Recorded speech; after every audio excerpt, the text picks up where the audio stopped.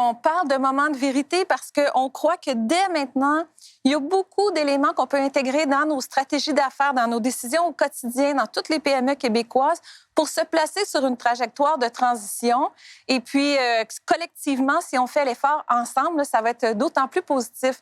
Donc, notre atelier va se dérouler en 2 volets. Le premier volet, Pascal et moi, on va vous parler du contexte de la transition, de l'action des PME. On aura une pause d'une 15aine de minutes vers 10 heures, comme promis. Et puis, on aura ensuite le deuxième volet. Donc, sur ce, je passe la parole à Pascal pour amorcer l'atelier. Merci Anne-Josée. Alors, nous voilà avec le deuxième sondage de la matinée. Donc, nous souhaiterions savoir quel est le niveau d'engagement actuel de votre entreprise envers l'action climatique et la transition vers une économie sobre en carbone. Donc, le sondage est disponible dans le coin en bas à droite de votre écran et je vous invite à y répondre de façon à ce que tout le monde puisse voir, eh bien, parmi les participants d'aujourd'hui, où est-ce que vous êtes rendu? Est-ce que vous n'êtes pas du tout engagé dans une phase de réflexion? Est-ce que vous avez déjà réalisé un diagnostic? Ou alors est-ce que vous êtes activement engagé dans la mise en œuvre d'un plan d'action ou de projet qui vise à réduire votre empreinte carbone?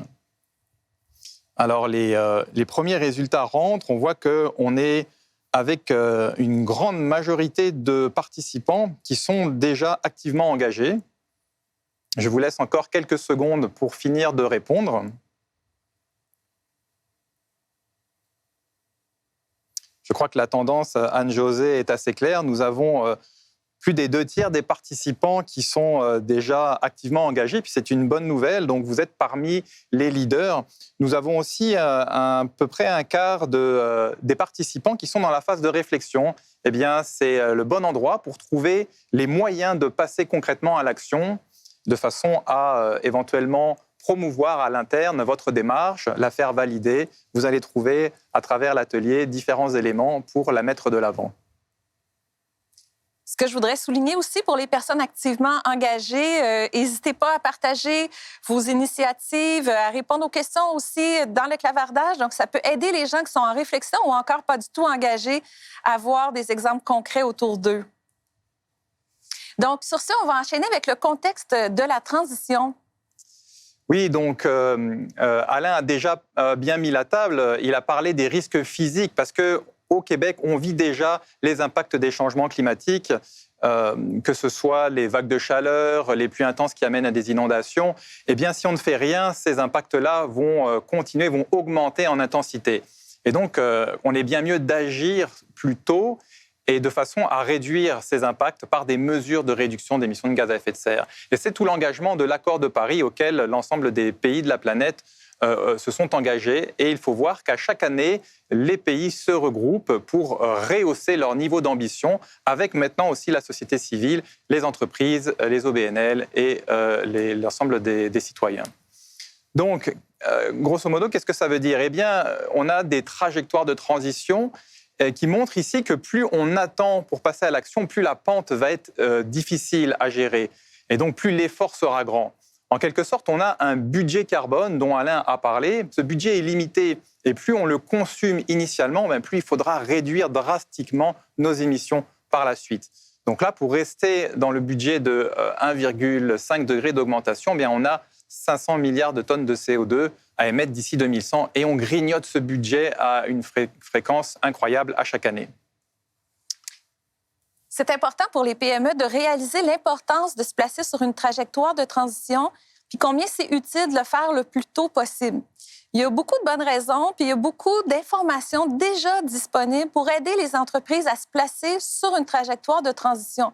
Ici, on a mis M. Mark Carney, qui était un ancien responsable de la Banque du Canada et à l'international, qui est un des leaders de l'action climatique, fait beaucoup de travail, mais on a plusieurs instituts et institutions un peu partout au Canada, dont le plus récent, qui est le groupe sur la carboneutralité du Canada, le groupe consultatif canadien, qui, juste avant les fêtes, a publié une publication très intéressante. Rachel va mettre le lien dans le chat. Ça démontre les 5 valeurs et les 5 principes de base sur lesquels peuvent reposer votre pensée sur des trajectoires de transition qui vont être les plus plausibles. Donc, il y a vraiment déjà beaucoup d'informations disponibles au Canada. Et comme Alain l'a souligné tout à l'heure, les informations évoluent très rapidement. Et très récemment, en 2022, la Banque du Canada vient tout juste de publier un document pour mieux comprendre les risques financiers associés à la transition vers une économie à faible émission de carbone. Donc, tous ces scénarios, ces trajectoires de transition reposent essentiellement sur la disponibilité de données et d'informations, et particulièrement pour ce qui est des entreprises, sur une reddition de compte sur l'impact environnemental des actions des entreprises. Et ce qu'on voit ici, c'est tous les pays qui sont engagés à encourager, parfois même exiger, une reddition de compte sur l'environnement, sur l'impact environnemental des entreprises, comme on exige une reddition de compte financière. Donc, les investisseurs utilisent cette information-là et les gens qui font les scénarios, les planifications de scénarios aussi. Ce qui est intéressant, et on a notre partenaire CDP, on va aussi vous mettre le lien dans le chat, c'est que sur le CDP, cdp.net, il y a des trillions de dollars d'investisseurs qui utilisent les informations environnementales que les entreprises fournissent sur cette plateforme-là pour choisir où ils vont investir. Mais il y a énormément d'informations qui sont disponibles publiquement. Donc, vous, en tant que PME, si vous allez voir sur le CDP, vous choisissez un grand donneur d'ordre, une entreprise qui est cotée à la bourse, par exemple, dans votre secteur d'activité, vous allez pouvoir lire au sujet des risques climatiques et des occasions d'affaires que ces entreprises-là ont déjà identifiées. Donc, c'est de l'information qui est disponible et pertinente et très intéressante pour quiconque souhaite se placer sur une trajectoire de transition. Juste avant les fêtes, le CDP ont lancé un nouveau cadre de référence adapté aux PME. Donc, pour l'instant, c'est surtout de l'information qui vient de grands donneurs d'ordre et de grandes capitalisations boursières, mais on va voir là, assez rapidement de plus en plus d'informations devenir disponibles au sujet de l'impact environnemental des PME. Donc, ça va être très intéressant de regarder ça de près pour vous. On le sait ici, au Québec, bon, la pandémie, elle a eu un impact important et la Fédération des chambres de commerce du Québec, tout de suite après la première vague, on pensait que c'était pour être l'après-COVID à l'époque, mais on parlait déjà des nouveaux paradigmes. Et dans ces nouveaux paradigmes, l'intégration des enjeux de développement durable sur deux volets, le volet environnemental et le volet des inéquités sociales, qui sont tous les deux là, intimement liés. Qu'est-ce qui se passe au Québec? Oui, c'est un changement de paradigme. On l'a déjà vu là, en 2020 quand le gouvernement a lancé le plan pour une économie verte. Donc, auparavant, on avait un plan économique puis un plan environnemental. C'était des choses qui étaient relativement indépendantes l'une de l'autre. Alors, ce qu'on voit dans les grandes entreprises, et on le voit ici avec le plan d'économie verte du gouvernement québécois, c'est une intégration des enjeux environnementaux au sein même des économies d'affaires ou des stratégies d'affaires. Et on voit dans le plan d'économie verte, ça va toucher plusieurs secteurs, la gestion des matières résiduelles, le transport, l'alimentaire, villes et bâtiments. Nous, on s'est demandé chez Québec Net Positif, quels sont les secteurs qui vont gagner le plus dans une économie sobre en carbone? Alors, je sais que ce graphique-là va être très difficile à lire pour vous à l'écran, même si je vous emmène au haut du graphique. C'est la cartographie de l'écosystème de l'économie sobre en carbone. Elle est disponible sur notre site web. Rachel, à nouveau, va vous mettre le lien. Vous pourrez aller voir, c'est interactif. Ce qu'il faut retenir de cette cartographie-là, c'est l'ensemble des secteurs de l'économie où on voit déjà des indices de transition. Donc, traditionnellement, on parlait d'Écotech Québec avec toutes nos technologies propres, l'agropropulsion, le transport qui est très émetteur de GS. Donc, on sait que c'est en transition. Au cœur des secteurs porteurs de l'économie de demain, bien, il y a l'énergie, mais on voit déjà beaucoup d'autres secteurs, comme par exemple le tourisme, avec beaucoup de gens qui se dirigent vers un tourisme durable, le secteur agroalimentaire, avec même des pochettes de gens qui pensent à faire de l'autonomie alimentaire, le commerce de détail, le secteur manufacturier. Donc, on voit vraiment des indices un peu partout dans l'économie. De secteurs porteurs. Ici, au bas de la cartographie, ce qu'on a voulu illustrer, ce sont les secteurs qui jouent un effet de levier pour accélérer la transition de l'économie québécoise, entre autres, les instances municipales. Lorsqu'une ville s'engage à être carboneutre, par exemple, et ça donne un signal clair aux entreprises qui sont installées sur son territoire de se placer sur une trajectoire de transition.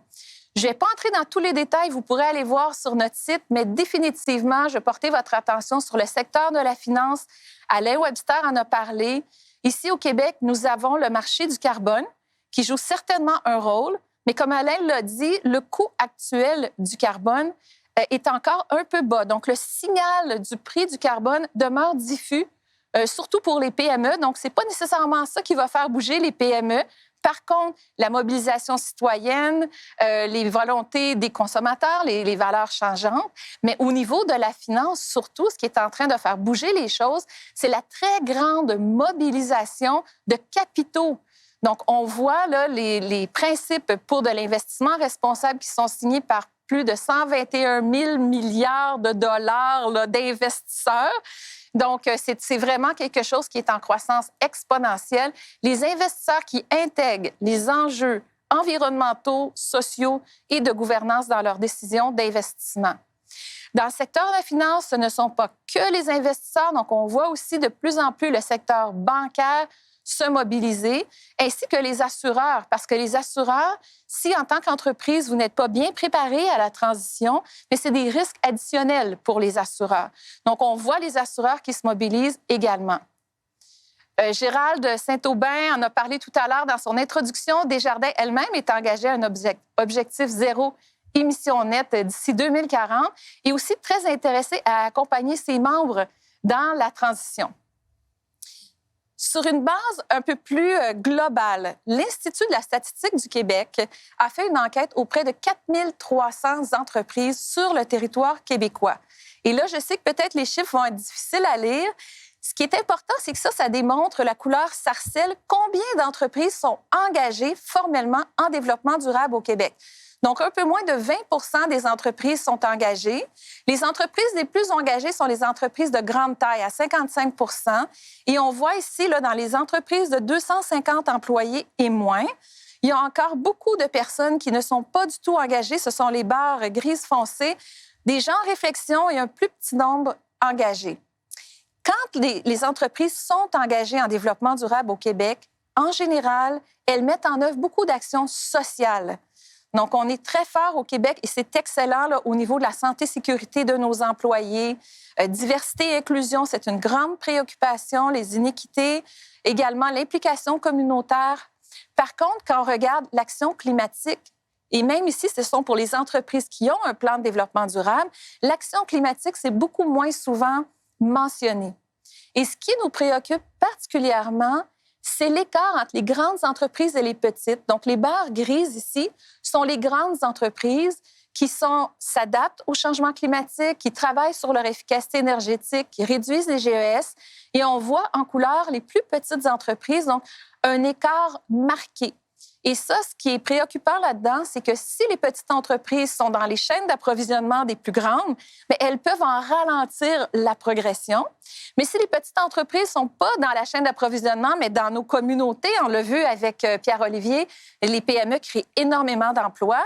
Ça veut dire que ces entreprises-là vont être moins bien préparées à faire face à un avenir bas carbone, moins bien préparées à s'adapter, mais également peut-être pas prêtes à faire face à de nouvelles exigences du secteur de la finance. Donc, c'est très important, si vous avez la chance d'être dans la chaîne d'approvisionnement d'une grande entreprise, soyez à l'affût de ce qui se passe de ce côté-là. Allez voir leur plan de développement durable et allez voir quels sont les risques et les occasions d'affaires que ces grandes entreprises-là voient pour la transition. Donc, pourquoi on s'intéresse autant à la transition vers une économie sobre en carbone? Je l'ai dit tout à l'heure, chez Québec Net Positif, nous faisons partie de la coalition Accélérer 2030 pour le Québec. Ceux qui ne connaissent pas cette petite roue ici, ce sont les objectifs de développement durable des Nations unies. Il y en a 17. C'est des objectifs qui vont permettre sur la planète d'avoir un monde plus équitable, plus prospère et surtout durable dans le temps. Les 17 objectifs peuvent être présentés sous cette forme de pyramide. Quand on travaille sur l'action climatique, j'ai encadré l'objectif numéro 13, l'action climatique, c'est que ça nous permet de stabiliser toute la base qui est la biosphère, la biodiversité, la qualité de l'eau et des forêts. Et je sais combien, parce qu'on l'a vu dans les données de Statistique Québec, combien c'est important l'action sociale pour les entreprises du Québec. Mais pour pouvoir soutenir le reste de la société, éliminer la pauvreté, éliminer l'inclusion, les enjeux d'inclusion ou d'inéquité, bien, c'est important que la base soit là. Et quand on travaille avec nos entreprises, bien, on travaille sur du travail décent, des chaînes d'approvisionnement responsables. Et c'est ce cercle vertueux qu'on essaie de créer en mettant l'accent sur l'action climatique, puis en se donnant collectivement les conditions appropriées pour permettre de soutenir la société et l'environnement. Donc, sur ce, comment on fait pour réduire ces GES? Donc, je vais passer la parole à Pascal et je vous invite, au fur et à mesure que Pascal va présenter, de prendre des notes d'actions concrètes que vous pourriez faire dans votre entreprise ou avec vos clients, parce qu'à la fin, il y aura une période où vous pourrez réfléchir autour de votre table et une période d'échange en plein air. Pascal? Merci Anne-Josée. Alors, pour commencer, regardons les sources d'émissions de gaz à effet de serre pour avoir une idée de où est-ce qu'elles ont lieu. Donc, vous pouvez voir sur la gauche du graphique le secteur des transports, au sens large, qui représente 44% des émissions de gaz à effet de serre. Eh bien, ce secteur, il est composé en partie du transport commercial. Et donc, il y a des PME qui sont actives dans ce secteur-là.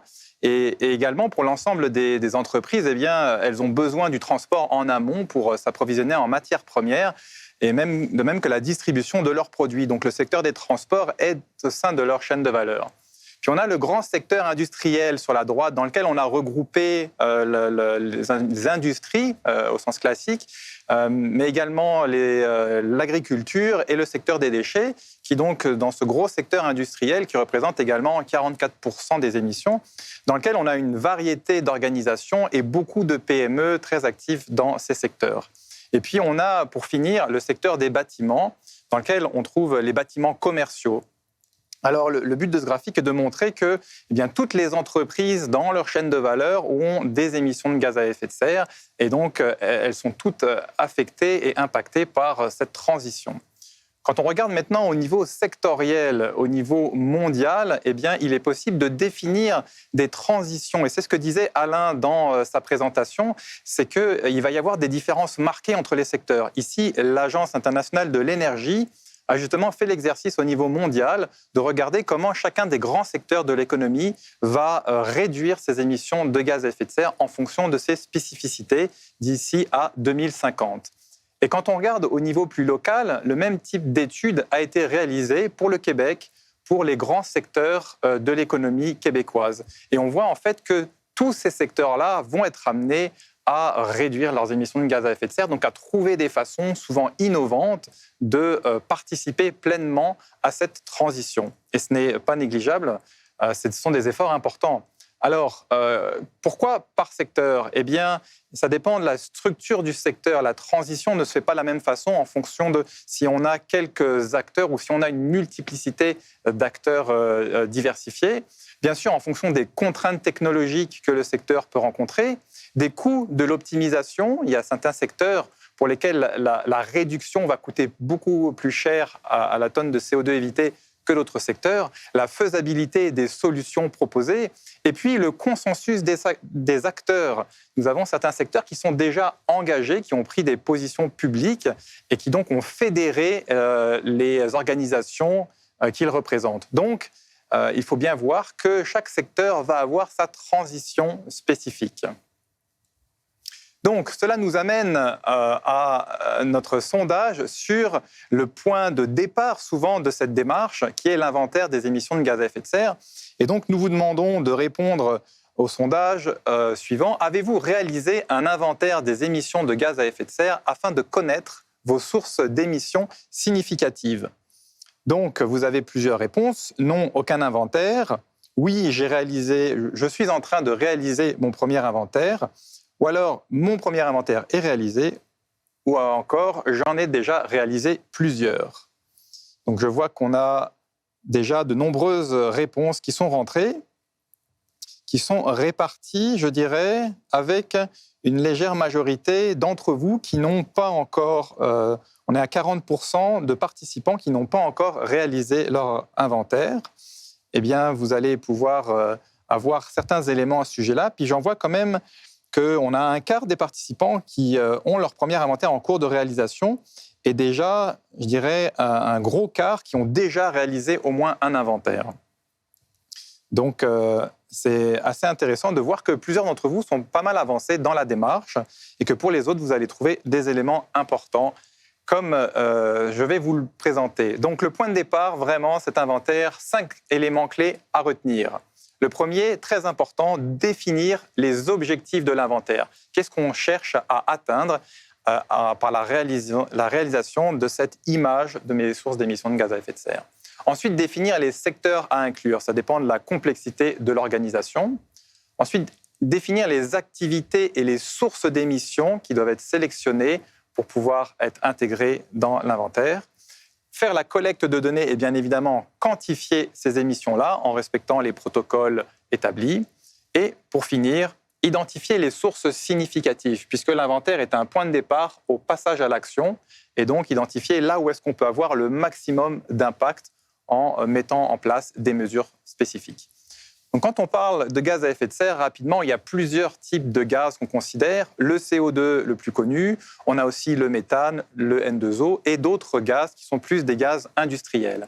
Et on va souvent comptabiliser ces différentes émissions en différentes catégories. La première catégorie, c'est ce qu'on appelle les émissions directes. Ce sont les émissions qui sont directement sous le contrôle de l'organisation. On va retrouver les émissions liées aux bâtiments et aux installations possédées par l'entreprise et les émissions de ses propres véhicules. Mais on a d'autres types d'émissions. Quand on regarde l'ensemble de la chaîne de valeur, on se rend compte que l'activité économique de la PME dépend beaucoup de ces autres activités. On a la catégorie 2 qui sont les émissions liées à l'énergie produite à l'extérieur de l'organisation, mais utilisée par la PME. Et puis on a d'autres types de postes d'émissions. En amont, on note par exemple l'achat de biens et de services comme les matières premières qui ont nécessité des émissions au moment de leur extraction et de leur traitement. Eh bien, le fait de regarder ces émissions-là permet d'avoir des leviers d'action par la suite avec ses fournisseurs. On a bien sûr le transport des matières premières. On a également le déplacement des employés, que ce soit les déplacements professionnels ou les déplacements domicile-travail.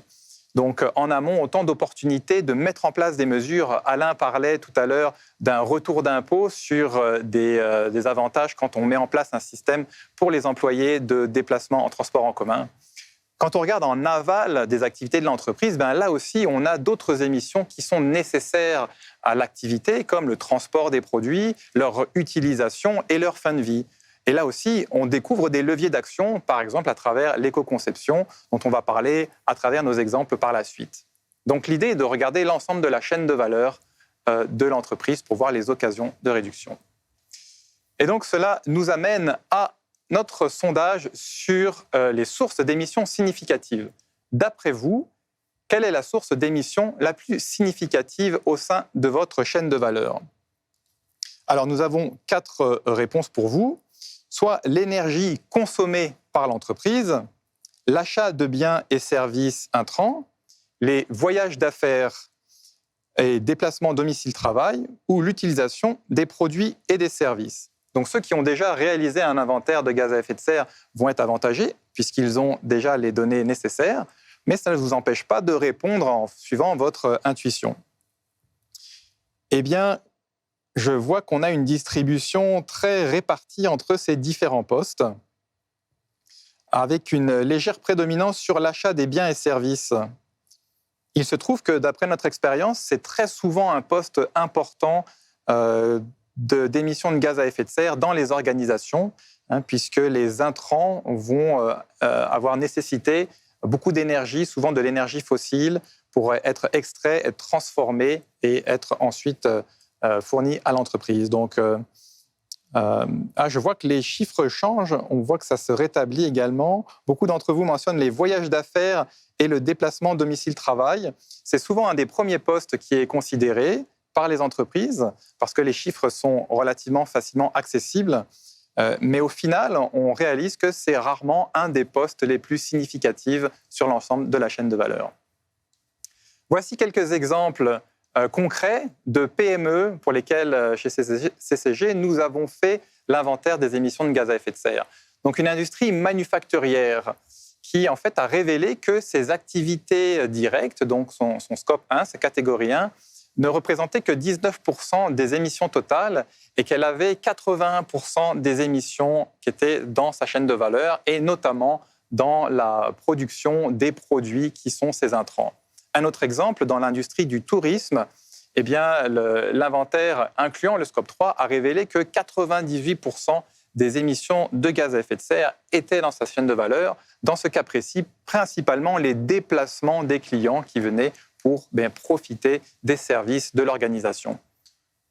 Alors, l'idée vraiment est de regarder l'ensemble de la chaîne de valeur et il y a des standards qui se développent. L'approche net zéro ou zéro émission nette donne cette possibilité de considérer l'entreprise au sein de son écosystème et donc d'ouvrir des possibilités d'occasion, que ce soit en amont avec ses fournisseurs, de mettre en place des projets pour pouvoir minimiser les émissions de gaz à effet de serre ou en aval avec ses clients et ses distributeurs. Donc il s'agit vraiment de trouver des leviers de transition pour l'organisation au sein de sa chaîne de valeur, au sein de son secteur, et on découvre en fait des mines de possibilités et d'occasions d'affaires quand on prend le sujet sous cet angle-là. Une autre façon de regarder ça, c'est l'économie linéaire à laquelle on est habitué, qui consiste à extraire des ressources de l'environnement, les transformer, les produire, les livrer et gérer les déchets qu'elles vont générer. Cette économie linéaire génère beaucoup d'émissions de gaz à effet de serre et d'autres impacts environnementaux. Le but est vraiment d'aller vers une économie circulaire en incluant des boucles de réutilisation, de recyclage interne à l'activité. Et cette approche est vraiment faisable quand on regarde l'écosystème de l'entité. On parle beaucoup de symbiose industrielle avec des partenaires, mais également au sein d'une chaîne de valeur. Et cette économie circulaire permet de réduire considérablement les différents impacts environnementaux, et notamment les émissions de gaz à effet de serre, et crée des vraies opportunités dans les modèles d'affaires des entreprises. Quand on regarde l'approvisionnement responsable, là on est vraiment vers l'amont, eh bien il y a des leviers qui se mettent en place. Pierre-Olivier parlait de l'approvisionnement responsable d'une municipalité. On voit qu'en ce moment même, le gouvernement du Québec est en train de réfléchir à un projet de loi qui a été déposé, qui vise à changer les règles du plus bas soumissionnaire et de permettre un approvisionnement local et responsable. C'est aligné avec les politiques mises en place par le passé. On a également au Québec le baromètre 2020, qui liste l'ensemble de bonnes pratiques en approvisionnement responsable et qui mentionne les entreprises qui mettent en place ces bonnes pratiques. Alain a parlé de la séquestration, la capture et séquestration ou utilisation du CO2. On va devoir avoir besoin de ces technologies pour aller vers du net zéro qui peuvent être soit entièrement naturelles grâce à nos forêts, à nos sols, à des techniques spécifiques, soit technologiques, comme des mécanismes de capture, d'utilisation du CO2, ou même un mélange des deux, qui vont nous permettre de retirer sur le long terme du CO2 de l'atmosphère. Alors, c'est un moment maintenant que nous vous proposons d'échange au niveau de votre table. Nous avons à peu près 5 minutes pour vous, où nous allons vous demander d'identifier entre vous des occasions concrètes de réduction d'émissions de gaz à effet de serre, qu'elles soient au sein de votre entreprise, dans votre chaîne de valeur ou dans votre secteur d'affaires. Et après ces quelques minutes, eh bien, nous vous inviterons, si vous le souhaitez, désigner un porte-parole, celui-ci ou celle-ci, pourra venir à la table plénière pour nous partager les occasions concrètes de réduction. Sinon, nous vous invitons à les mettre dans le clavardage de groupe. Idéalement, une personne par table indique les différentes occasions concrètes de réduction que vous avez identifiées. Donc, si vous n'êtes pas déjà autour d'une table, je vous invite à vous joindre à l'une des tables numérotées. Vous pouvez voir en passant votre souris, il y a combien de personnes autour de la table. Idéalement, une table entre 6 et 10 personnes, c'est probablement optimal pour faciliter les échanges et la discussion. Vous allez voir apparaître peut-être un 4 minutes 30, un petit timer, j'ai pas le mot français, pour pouvoir regarder le temps qui s'écoule. Et ce qu'on vous invite, c'est vraiment à vous préparer à la plénière, donc en identifiant des actions concrètes de réduction d'émissions de GES dans votre propre entreprise ou encore au sein de PME avec lesquelles vous travaillez à partir des exemples qu'on vous a déjà fournis. Donc, on se retrouve dans quelques minutes et si on n'a pas la capacité de mettre le temps, là, il est présentement 9h44, on se retrouve vers 9h48 environ. Donc, on se voit bientôt.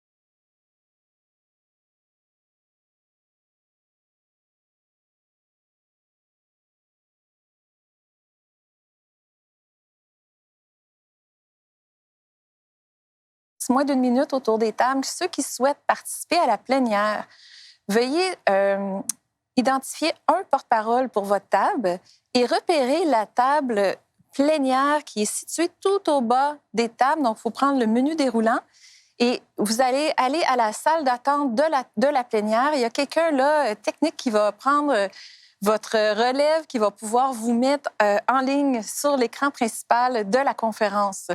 Donc, repérez la table plénière qui est tout au bas de l'écran, un porte-parole par table.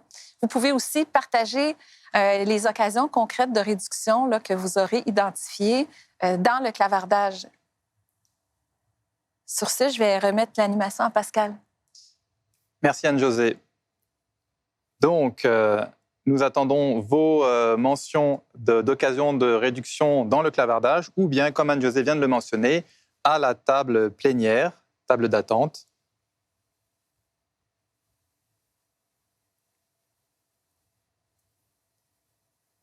En regardant à nouveau le sondage, on voit que beaucoup d'entre vous avaient répondu énergie consommée par l'entreprise. Effectivement, ça dépend beaucoup du type d'énergie que l'entreprise consomme. Si vous consommez du gaz naturel, eh bien, oui. D'accord. Alors, on me dit qu'il n'y a pas de personnes pour l'instant dans la plénière. Donc, je vous invite à mettre dans le clavardage les différentes occasions de réduction que vous avez pu identifier, que vous avez peut-être même déjà mises en place au sein de votre organisation, de façon à pouvoir partager ces succès avec d'autres. On voit qu'on a plusieurs acteurs de l'écosystème qui peuvent vous accompagner pour mettre en place des solutions.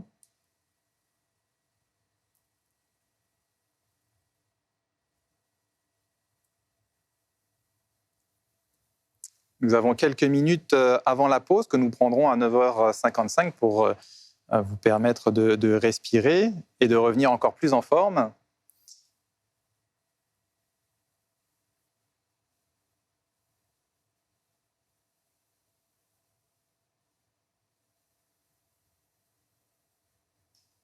Alors, en attendant de voir arriver vos propositions d'occasion de réduction, peut-être Anne-Josée mentionnait que on voit beaucoup d'entreprises qui regardent donc initialement nous avons une première proposition, diminution de la pollution numérique. Oui, on en a parlé tout à l'heure, c'est une excellente idée. Il se trouve qu'il y a de plus en plus d'études qui sortent et qui montrent que le numérique et l'explosion de l'utilisation du numérique vient avec une empreinte environnementale globale qui croît très vite. Donc, c'est important de prendre ça en considération quand on regarde ces émissions de gaz à effet de serre et de voir à limiter cet impact et notamment réduire l'utilisation de la vidéo peut être bénéfique. Oui, et nous avons, en attendant d'aller à la plénière aussi, les gens à la SADC Manicouagan qui disent on va travailler, nous, avec des entreprises pour faire des outils énergétiques. Donc, définitivement, faire des diagnostics, des mesures, c'est des pas dans la bonne direction. Ça permet d'identifier les sources significatives. On va passer à la plénière. Oui. Alors. Pour la plénière, on va vous inviter à vous nommer votre organisation. OK. Donc, on va continuer alors avec les questions, les occasions qui rentrent. Donc, politique de déplacement actif, tout à fait. Là, on touche donc au déplacement domicile-travail des employés. Il y a des incitatifs souvent très appréciés, même demandés par les employés pour pouvoir se déplacer, venir au travail de façon active à faible empreinte carbone. Ici, Danone indique beaucoup de travail sur le transport des marchandises et des produits. Donc, vers les clients. Oui, tout à fait. Ça, c'est un très bon exemple qui démontre combien c'est important également de faire un effort collectif pour réduire les gaz à effet de serre. Parce que tout seul, on est capable de contrôler certains éléments qui sont sous notre l'égide de l'entreprise, mais quand on parle de transport, doit travailler avec ses fournisseurs et ses collaborateurs dans la communauté. Donc, on a quelqu'un à la plénière. Alors, on vous donne la parole. Oui, bonjour. Donc, bien content d'être parmi vous. Bravo pour l'organisation. Je trouve ça vraiment génial, tout le système. Je me sens quasiment présent avec vous. Merci. En fait, nous, les pistes de solutions là, pour la diminution du carbone, évidemment, on est une agence de communication, donc on est beaucoup dans le numérique, donc tout ce qui est la dépollution numérique qui passe par la diminution du poids d'un courriel, des pratiques à l'interne aussi, de pas partager des documents directement dans le courriel, parce que quand tu l'envoies, puis c'est repartagé, ça duplique, triplique le tout. C'est aussi de revoir le site web, s'assurer que tout est optimisé. C'est aussi vraiment la pollution numérique, c'est central, mais on fait aussi des tournages donc sur le terrain, tout penser covoiturage, comment ne pas utiliser des éléments qui peuvent être des déchets, tout ça, d'arriver avec nos repas aussi préparés d'avance. Donc, il y a cet aspect-là aussi pour dépolluer. Puis, beaucoup dans la sensibilisation aussi, je pense, chaque gens dans l'équipe est un citoyen et aussi un consommateur, donc de partager les bonnes pratiques, les bonnes trouvailles, les bonnes idées de consommation, de stimuler, d'encourager, de dire hey, j'ai été chercher ça en vrac, c'était vraiment génial, tout ça. C'est toutes des façons aussi de pouvoir avoir un impact sur la société et je pense sur notre système actuel. Merci Voilà. beaucoup pour ce partage. On voit plusieurs initiatives, autant sur le numérique, qui sont en fait des changements d'habitude que le covoiturage. On voit que c'est à faible coût, puis même des fois, ça permet de générer des économies parce que le stockage de ces données, ça a un coût derrière et des fois, on est obligé d'augmenter notre capacité de stockage. Donc, gérer ça de façon rationnelle permet de réduire les coûts. On a, Et je rajouterais aussi l'inventaire des logiciels utilisés. Des fois, on est sur beaucoup de logiciels, puis si on les utilise pas, mieux vaut se désinscrire pour éviter de garder une présence sur les serveurs. C'est vraiment de penser à ça aussi. Très bien. Merci beaucoup pour votre partage. C'est très apprécié. Je crois qu'on est rendu à l'heure de la pause. Anne-Josée, je vous invite donc à une pause de 15 minutes. Nous reprenons à 10h10 précisément. Et sur ce... Tout à fait. Pendant la pause, vous pouvez faire du réseautage. Si vous le souhaitez, vous pouvez aller visiter les gens d'une table à l'autre. Vous pouvez prendre simplement une pause. Et 10h10, nous vous revenons avec la deuxième partie de l'atelier, au cours de laquelle on va parler très précisément de comment on fait pour intégrer l'action climatique dans sa stratégie d'affaires avec de nombreux exemples d'entreprises québécoises. À bientôt.